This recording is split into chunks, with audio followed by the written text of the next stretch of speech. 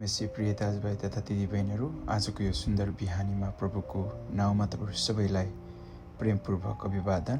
परमेश्वरले दिनुभएको यस नयाँ दिनको लागि उहाँलाई धन्यवाद दिँदै आजको छोटो वचनतर्फ जाउँ।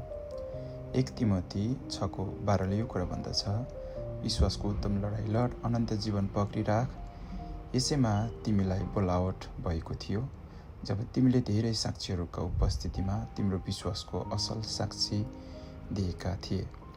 है, आज साँच्चै नै प्रियहरू, जीवनका परिस्थितिहरू जस्तो सुकै आए तापनि विश्वासलाई नछोडौँ, परमेश्वरको हात नछोडौँ।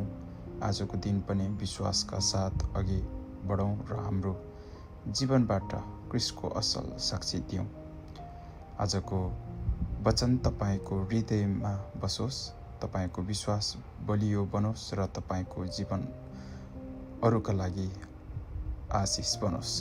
परमेश्वरले तपाईँ र तपाईको परिवारलाई आजको दिनभरि शान्ति, सामर्थ्य र प्रशस्त आशिष दिनुभएको होस्। आमेन। जय मसीह।